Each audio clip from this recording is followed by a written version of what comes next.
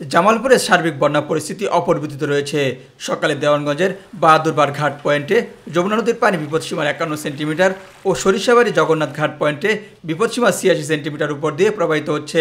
বিস্তীর্ণ এলাকায় বন্যার পানি প্রবেশ করে নতুন নতুন এলাকা প্লাবিত হচ্ছে।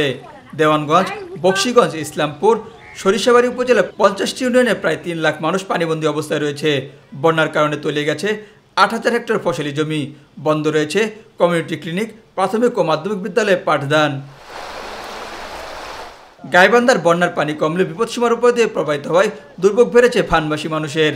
জেলার সাগাটা, ফুলছড়ি সদর ও সুন্দরগঞ্জ উপজেলার প্রায় 1.5 লক্ষাধিক মানুষের বিশুদ্ধ খাবার, পানি ও শুকনো খাবার সংকটের পাশাপাশি গোখাদ্য সংকট দেখা দিয়েছে। এখনও বসত বাড়িতে ফিরতে পারেনি বিভিন্ন স্থানে আশ্রিত কয়েক হাজার মানুষ। জেলার চরাঞ্চলে প্রাণীর স্রোতের তীব্রতায় প্রায় 2000 পরিবারের টিনের ঘর, 10 কিলোমিটার কাঁচা পাকা সড়ক ও কয়েক হাজার হেক্টর জমি ফসল ক্ষতি হয়েছে। বন্যা পরবর্তী যে ক্ষয়ক্ষতি, সেটা কৃষি ক্ষেত্রে আমাদের রাস্তাঘাট, ব্রিজ, কালভার্ট যতগুলো সেক্টর রয়েছে, যে ক্ষয়ক্ষতি হবে এগুলো আমরা দ্রুত নিরূপণ করে ইনশাল্লাহ আমাদের সেই সক্ষমতা রয়েছে।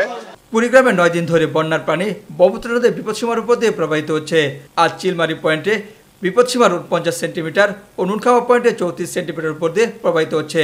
ধরলা নদীর পানি কিছুটা কমে গেলে দুধকুমা নদীর পানি আবারও বৃদ্ধি পেয়ে বিপদসীমার উপর দিয়ে প্রবাহিত হচ্ছে। এদিকে 24 ঘন্টায় 25.07 মিলিমিটার বৃষ্টি হওয়ায় এবং নির্মাঞ্চলে এখনও পানি অবস্থান করায় ভোগান্তিতে রয়েছে মানুষ। ভয়াবহ অবস্থা, বাড়ি ঘরে পানি উঠে গেছে। অনেকে চালের উপরেও আছে, অনেকে আবার আশ্রয় প্রকল্পে আশ্রয় নিছে। বাচ্চা নিয়ে পানির মধ্যে 3-4 বার করে জাগাইছি, আবার পানি পেয়েছে।